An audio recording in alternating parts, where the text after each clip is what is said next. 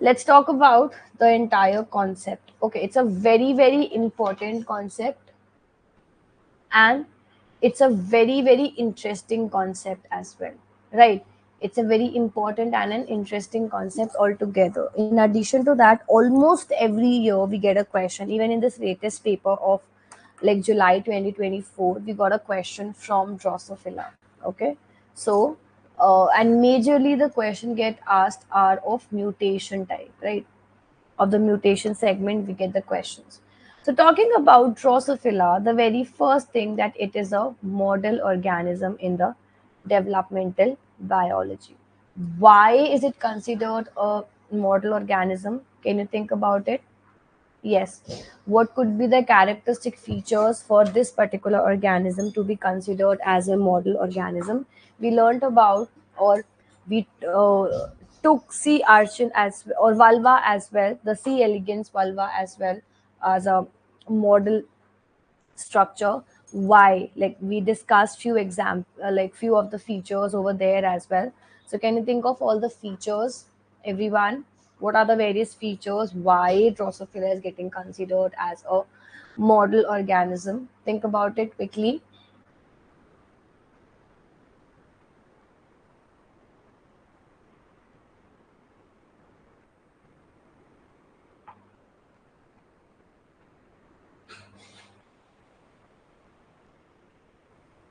Yes. Any idea? Short lifespan, very good. Very first thing is that it have a very short lifespan. Genome can be manipulated easily, very good. It has a very less or a very short generation time. Followed by that, the genome can be easily manipulated. The genome is very small in size, so it's easier for the experimenter to easily like study it, right? Manipulation of the genome or the study of the genome is easy. What else? Large number of offsprings are produced in one generation, right? More number of offsprings are there in one single generation. So model organism, that's the reason why we are considering it a model organism, right? And what's the common name of Drosophila, everyone? What is the common name of Drosophila?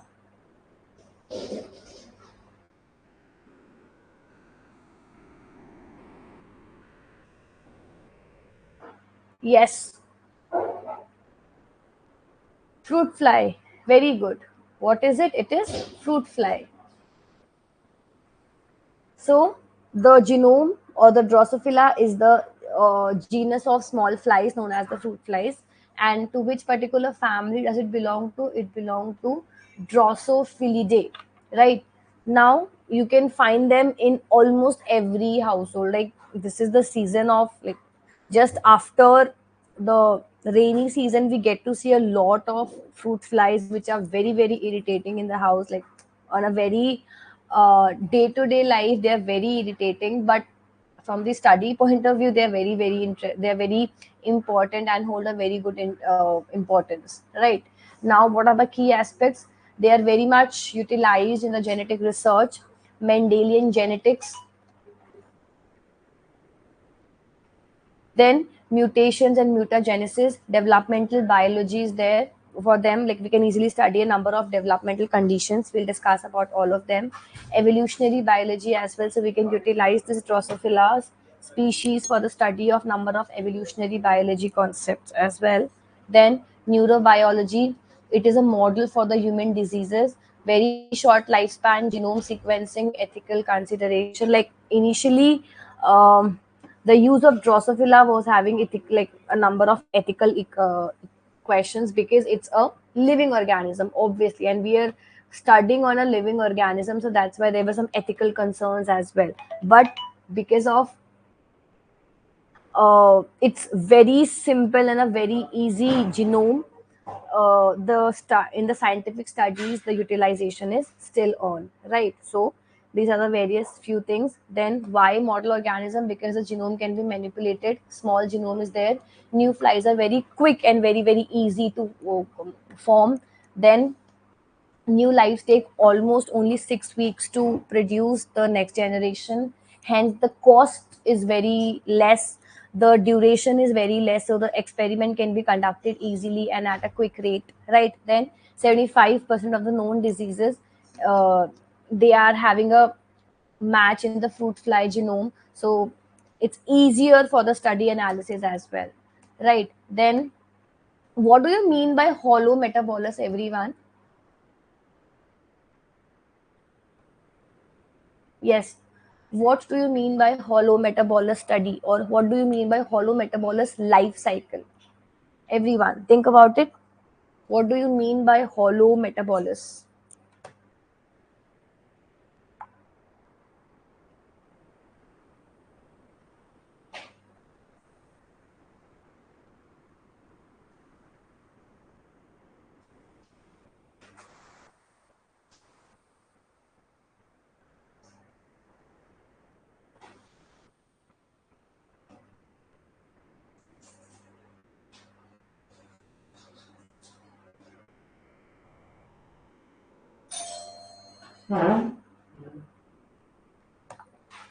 Yes, there is something called as complete metamorphogenesis, right? That is what hollow metabolis is. That is, we get to see four complete different stages of your post embryonic life cycle. It starts from the egg, it continues to the larvae, then pupa, then the adult or the imago, right? So complete or hollow metabolus means that in which we have a complete metamorphogenesis. We learned about two things: complete metamorphogenesis and incomplete metamorphogenesis. Complete is when we cannot distinguish, or when we cannot correlate the various stages. When the stages are like ongoing, we get to see that okay, first stage, then the second stage. We cannot correlate, or we cannot make out that the first stage and the second stages are like related to each other, because there is so much of metamorph, or there is so much of transformation in the body, right? So egg, larvae, pupa and imago is the life cycle of your drosophila, right? There is complete metamorphogenesis in the same, right? It starts with the egg stage, then you have the embryonic stage, larvae stage, pupa, and the final one is the adult. After your like adult stage, like after your pupa stage has been there, we have the adult stage, right, in which the fruit fly is completely ready for all the functionalities and everything, right? Quickly go through this particular thing, everyone, then we'll move forward. It's very simple. If you go in a very structured manner, you can easily solve out and understand the entire segment properly.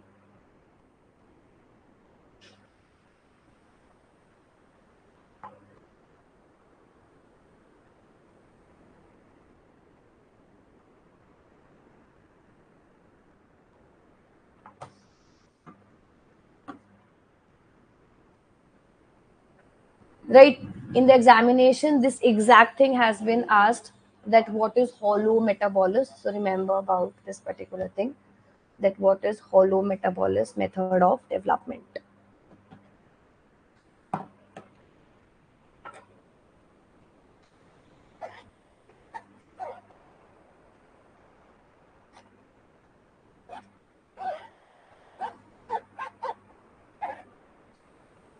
Right, let's move forward.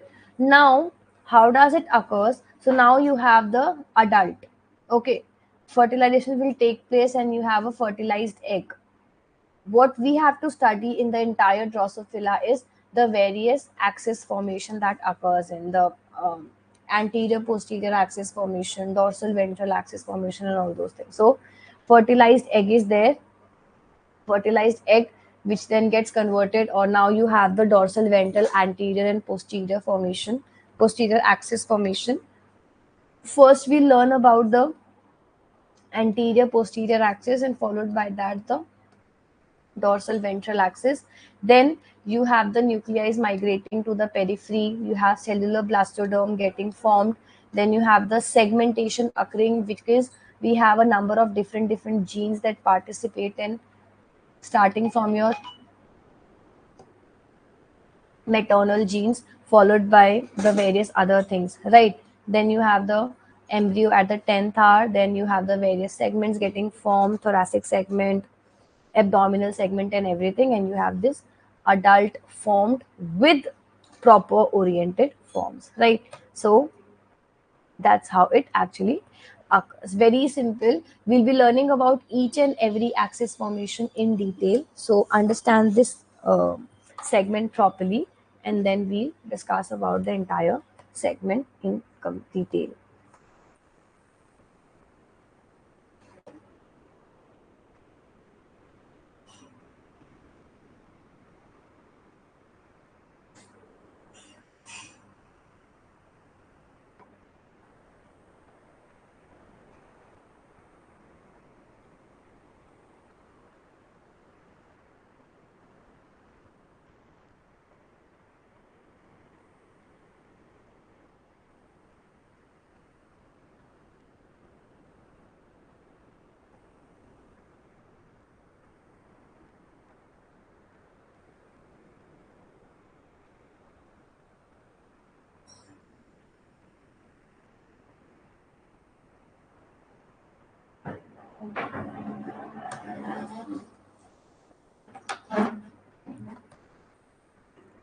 Did you understand this, everyone, till here?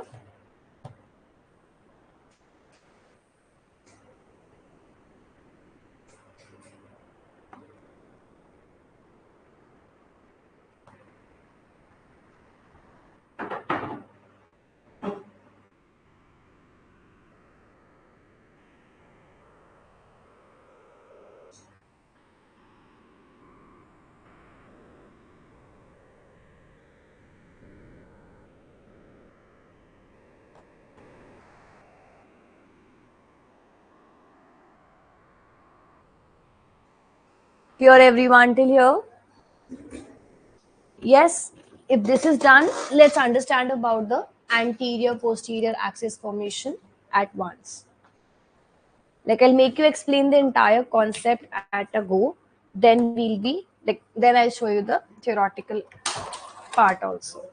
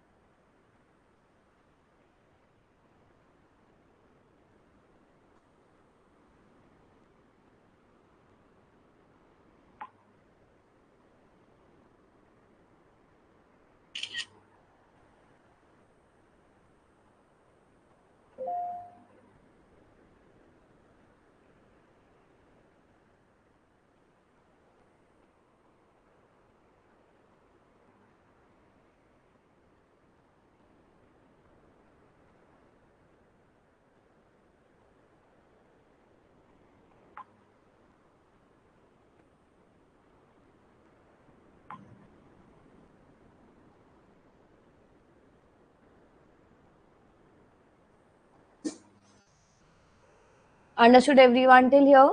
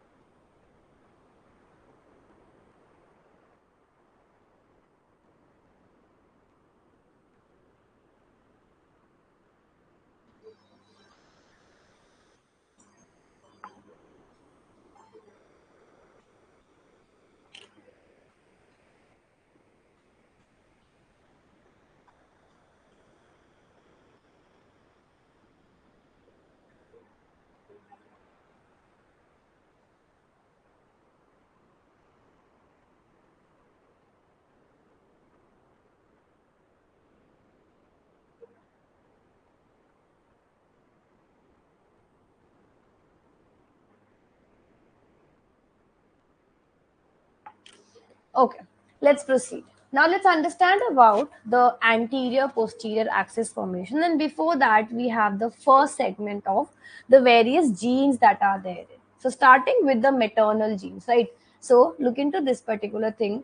We have three groups of genes that are therein, starting from the maternal gene, then the zygotic genes, and then you have the homeotic selector gene, right? Maternal gene, zygotic genes, and the homeotic selector genes, which are sometimes abbreviated as HSG. Maternal genes, in this we majorly have four genes involved. Which are the four genes? We have bicoid, hunchback, nanos, and the caudal, right? Both, all four of them will be participating in properly. Then we have the zygotic genes, in which you have the gap genes, pair rule genes, and the segment polarity genes. Followed by that, we have the homeotic selector genes. In the maternal genes, you'll majorly see the anterior posterior axis formation occurring in.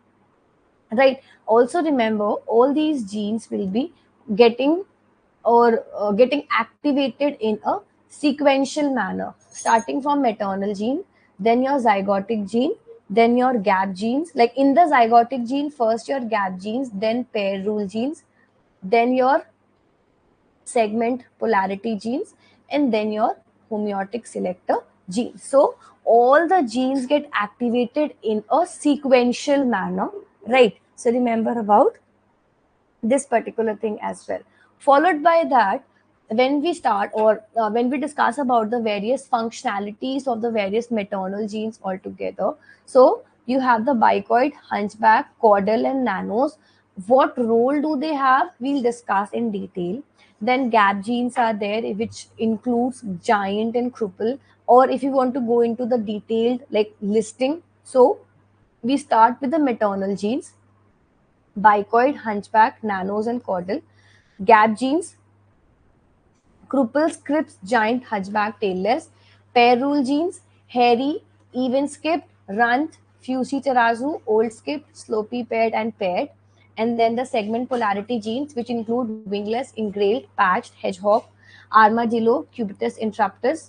And then the homeotic genes or the homeotic selector genes, which include labile, antennapedia, sexcom reduced, deformed, proboscipedia, ultravithorax, abdominal A and abdominal B. It's better if you remember the name of the genes because it's easier if match the following type of questions get asked.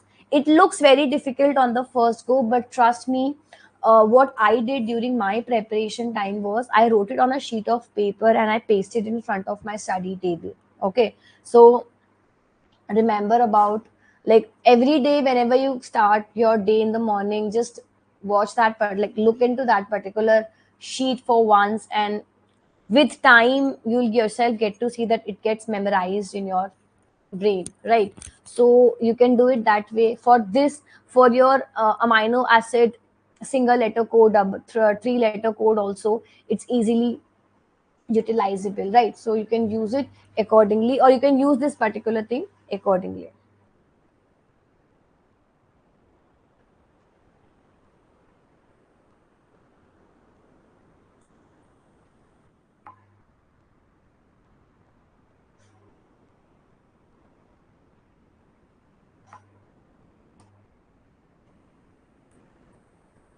So starting with the, like, the various sequential events, so it is the cleavage part, then the first the fertilization, then the cleavage part, gastrulation, axis formation. In the axis formation, first your anterior posterior axis get formed in, then your dorsal ventral axis is formed, and then the body segmentation occurs. In the body segmentation, we get to see the various segments of the body which gets formed, in which you have the formation of segments and the para segments, and then we have the formation of the various body structures like the dorsal ventral axis, sorry, like your wings, legs, halters, tail, all these things, right? So did you understand everything till here?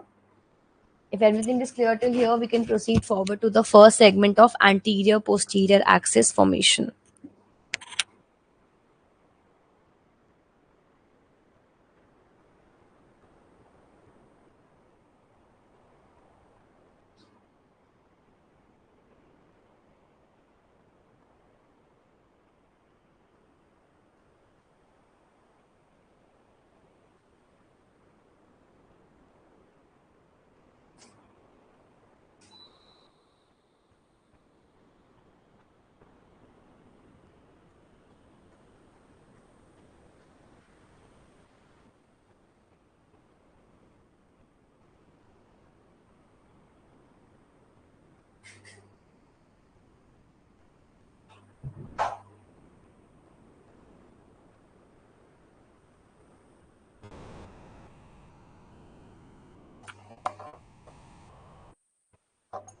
Yes, should we proceed now?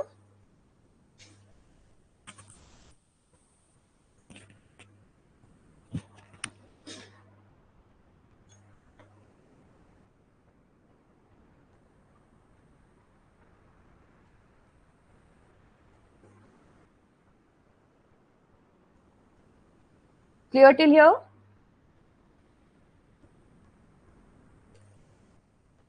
Okay. Now we'll be discussing about the anterior posterior axis formation first. Remember one thing, that when we have the anterior posterior axis formation, so in this it starts with, like, there are four main genes that are involved. You have bicoid, you have nanos, you have caudal, and you have hunchback. Okay. So starting with your bicoid, and like when we look into it initially, so let's say this is your initial segment, that is this part. Okay. Now when there is no fertilization, when there is no fertilization till now, what happens, you have almost similar levels or similar concentration of bicoid and hunchback all throughout, right? Bicoid, hunchback, nanos, caudal, all of them will be almost of similar levels at all of the, in the entire embryo. But as and when, or in the entire egg, because it has not yet fertilized, we'll call it an egg. But when the fertilization occurs, now you have the embryo. Now starts the differences in the concentration, which occurs because of the rate of the transcription of the various genes that we have, because the gene need to be transcribed and then the protein need to be formed. We have learned about the central dogma, right? So now the bicoid concentration increases in the anterior, and your hunchback's concentration increases in your anterior, and on the posterior side you have the caudal and nanos concentration increasing, right? So in the anterior axis, or in the anterior part, we have the bicoid and hunchback increased, or concentration increased, and in the caudal and the nanos we have the, or in the posterior side we have the caudal and nanos concentration increased, right? So as a result of bicoid and hunchback in the anterior and caudal and nanos in the posterior, we get to see the segregation of the anterior axis and the posterior axis. Look into this particular thing, it will become easily, like, very clear to you. See, before the fertilization, you have the bicoid higher level over here, and some, like, concentration is very much varied, no amount in the posterior, same goes for nanos, and hunchback and caudal are in a high, like, very high concentration throughout. But as and when the fertilization occurs, these mRNA molecules now converts into the proteins, the translation occurs, you have higher concentration of bicoid and hunchback in the anterior side, and caudal and nanos concentration in the posterior side. And as a result of this, we have the axis getting uh, defined in the entire segment, right? We have the concentration getting or we have the anterior and the posterior axis getting defined accordingly. Followed by this, we have the dorsal and ventral axis formation. Which two or which four main genes are participating in here? We have bicoid, hunchback, nanos, and caudal being there, right? Which are the main participatory elements. Followed by that, after your anterior posterior axis have been formed, now your bike dorsal and ventral axis formation starts to occur. How does it occur? We'll discuss that. So this is about the first segment. See, the polarity of the egg is determined by the maternal effectors. Then there are various genes that are involved, and it is established, or this anterior posterior polarity of the embryo is established while it is still in the egg chamber, right? The anterior organizing center is called as bicoid, and the posterior organizing center is known as the nanos. They're all synthesized by the nerve cells, right? Now, in addition to all of this, we also have another element called as torso. You'll have to remember about all these names, all these genes very nicely, because then only you'll be able to mark the answer. It might take you some time initially, but it will be very, very useful for you on a longer run. In a longer run, when you get to see the mutant questions, then you'll get a better idea about, or then you'll understand that why was I insisting upon all these things, that you should be remembering about all the genes. So I will be discussing few questions at the end of the class. Wait for that. So the main anterior organizing center is the bicoid, and the main posterior organizing center is nanos. Hunchback and caudal also plays the role, but the main major role is with the help of the uh, bicoid and nanos only. Then we also have something called as torso, which is helping, or which is helping in the formation of the tail, right? If torso is present individually, it is going to form the tail. If torso is present with your bicoid, it is going to form up the face. How can you remember this? Like, how did I remember this thing, the mnemonics that you can remember? Very layman, but it's going to, like, it helped me. So anterior, A, B, H. Okay, anterior is getting formed with the help of bicoid and hunchback. And PCN. Okay, posterior with the help of caudal and nanos, right? So like AB, you can remember easily, ABH and PCN. So these mnemonics, like to be very honest, looks very layman, but when the question comes in front of us, writing this down makes the question easier. Okay, writing just this thing in your answer solving sheet makes it very, very easier for you to remember all these things all together. So anterior is helping in the formation of bicoid and hunchback. Posterior is helping in the formation, or posterior is getting formed with the help of caudal and nanos altogether. Did you understand this again? Yes. Did you understand this part, everyone? Or did you learn the mnemonics easily now?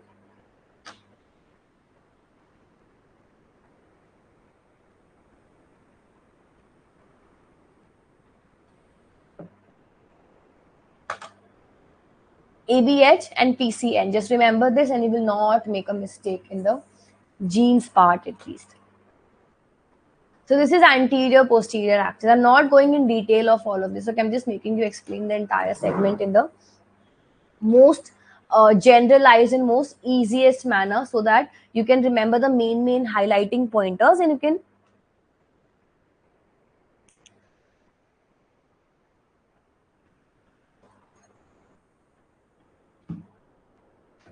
okay. So A, B, H, anterior, bicoid and hunchback. P, C, N, posterior, nanos and caudal. ABH, PCN. You can do one more thing. Like if you have your notes in front of you, you can just write it down or just scribble it over there. It is very easy when we revise things with the help, and when we revise the mnemonics all together. So it is easier for us. Okay. Now, when we talk about the dorsal ventral axis formation, so in the dorsal ventral axis formation, what do we have?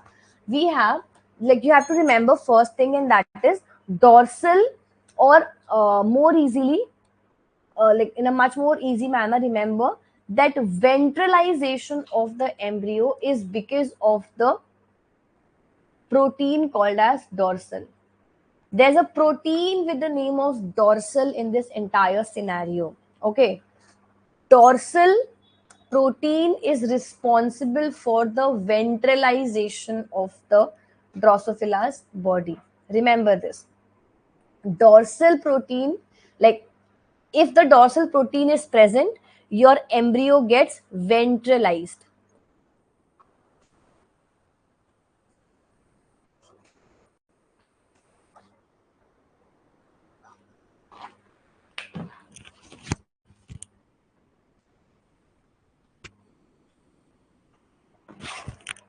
So the dorsal protein or the dorsal protein is helping out in the ventralization of the entire segment. So remember this particular thing, that dorsal protein will help in the ventralization, or the presence of the dorsal protein makes the embryo or makes that particular portion ventral.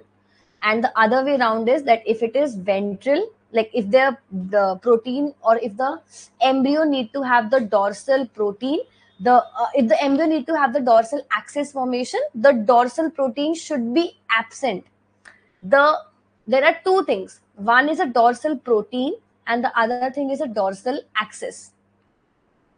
For the ventralization, dorsal protein is helping out. Okay. And if dorsal protein is present, your embryo converts, or your embryo have the ventralization. If dorsal protein is absent, then the dorsal axis gets formed. Okay. So remember about this particular thing.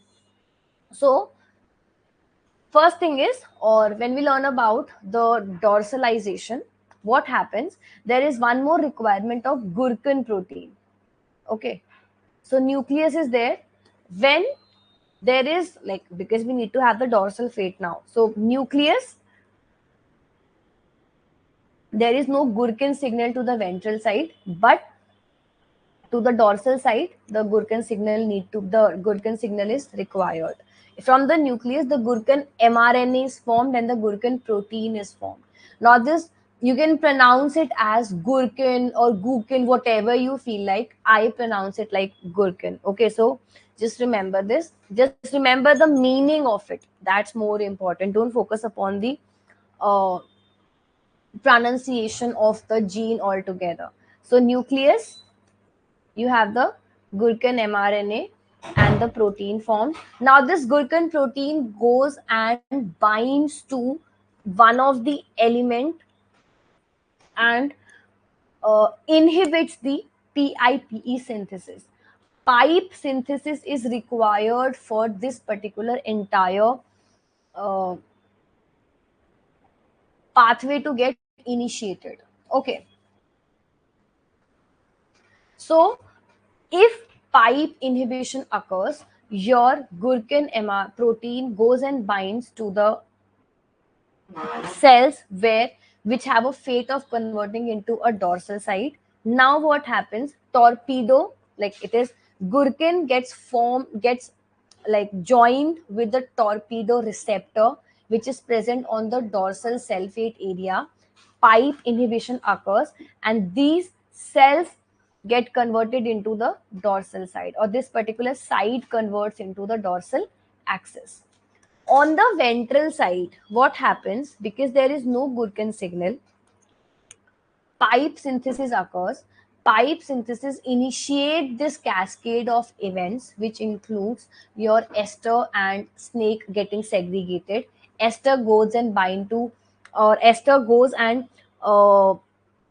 activates your spuzzle. Spuzzle activates tall. Tall activates pele and tube, which helps out in the what do we call it, freeing of your dorsal and the cactus altogether, right? So cactus is a protein, or cactus is an inhibitor of the dorsal protein.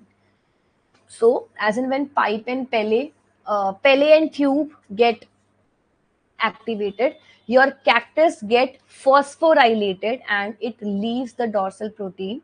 It enters into the nucleus, and in the dorsal protein enters the nucleus and causes the ventralization of the embryo.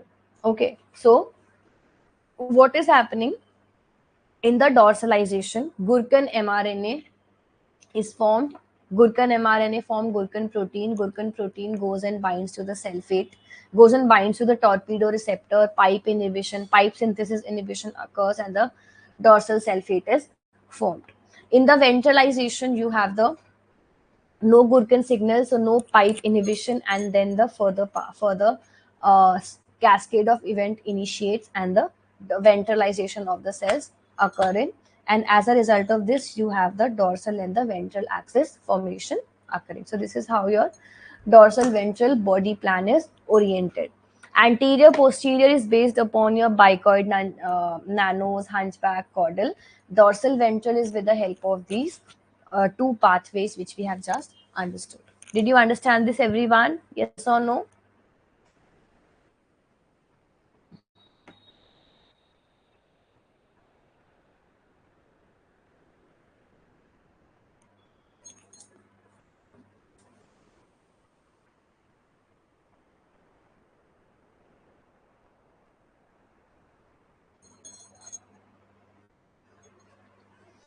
Yes. Did you understand the entire segment now?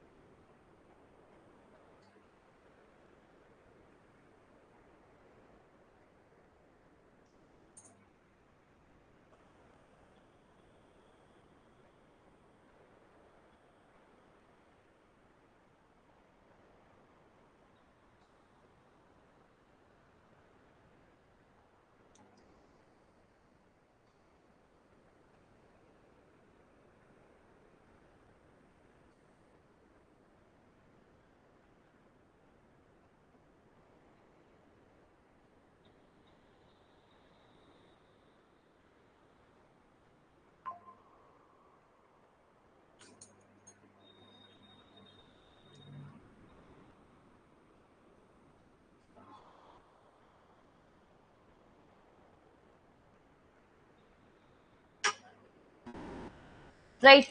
Let's understand the next segment. So you can go through the theoretical part afterwards.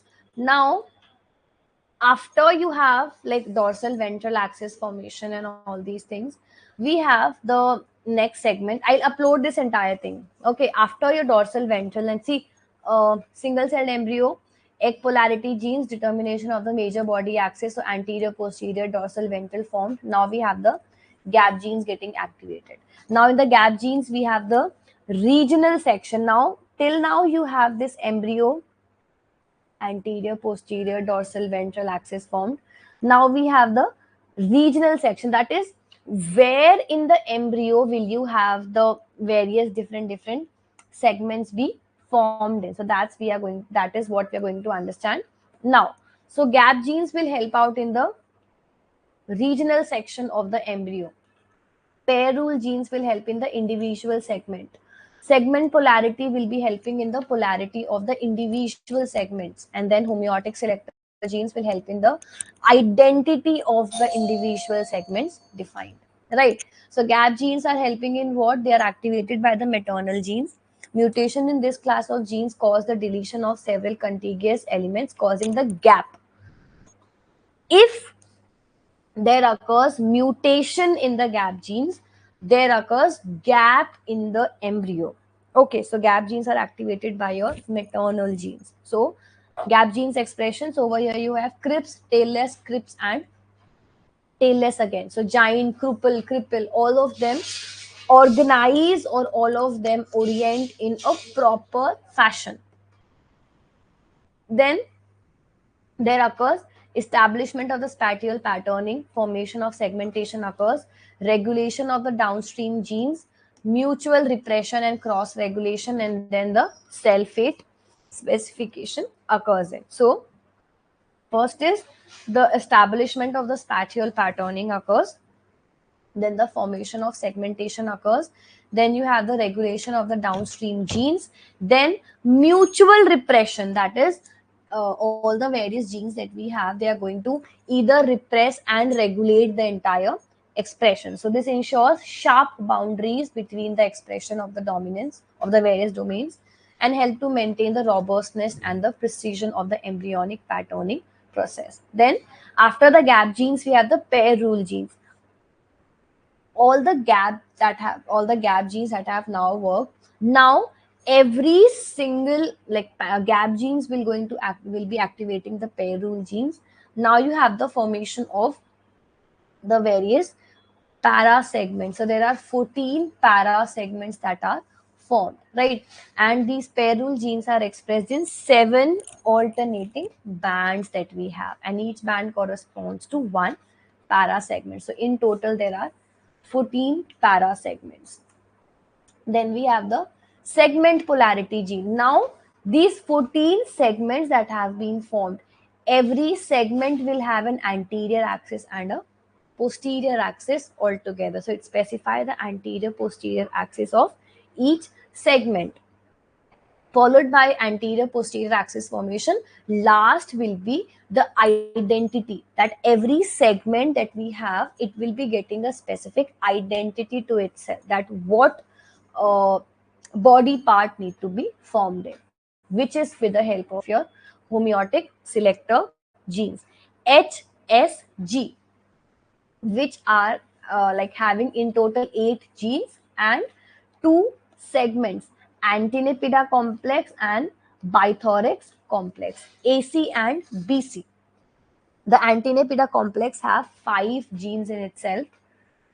See, labile, proboscipedia, deformed, sex form reduced, and antennapida, and ultrabithorax, abdominal A and abdominal B. These are in your homeotic selector genes. So, antennapida complex and the bithorax complex. So these are going to give expression or the functionality to the various segments. So labile and deform are expressed in the head segment. Antennapida, sexcom reduced, expressed in the thoracic segments, and proboscipedia acts in the adults.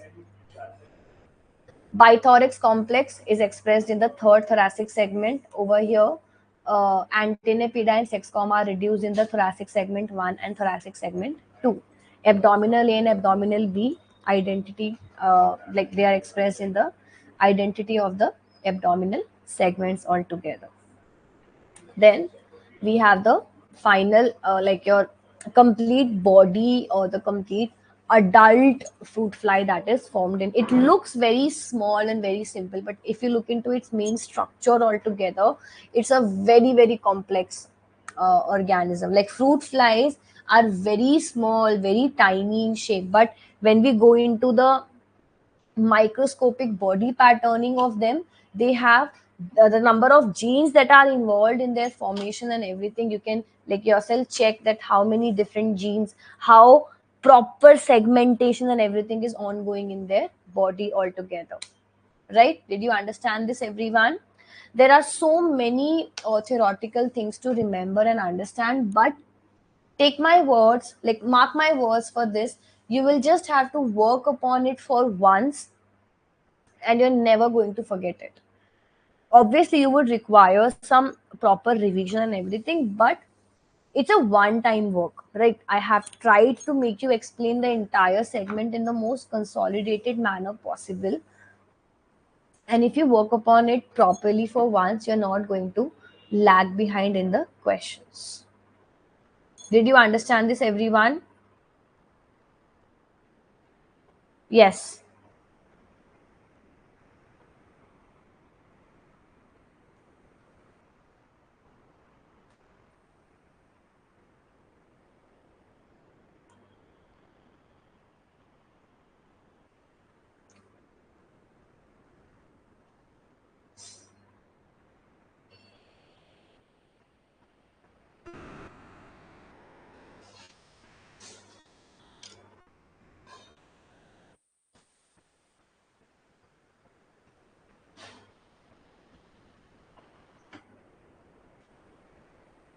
Right. If this is clear, let's discuss, like you can quickly go through this, then we'll discuss a few questions. Like let me search out a few questions for you, till then you can go through this properly.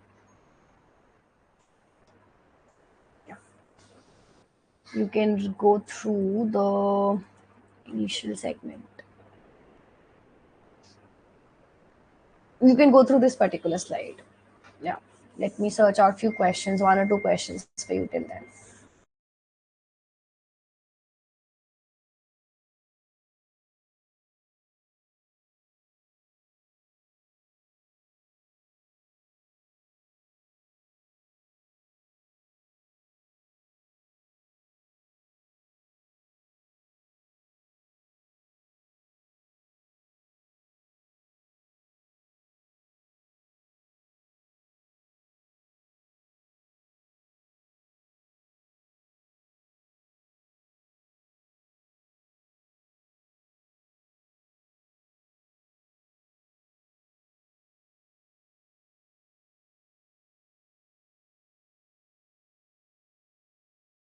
Yeah, let's discuss questions now. Okay, this is the very first question for you all. It was there in the same slide. So, you have learned about torso and bicoid. Okay, this was asked in November 2020. So, try the question, everyone, and mark the answer. I'm making the chat private for you. Try it out, everyone. Very simple question. Very simple. Try it out.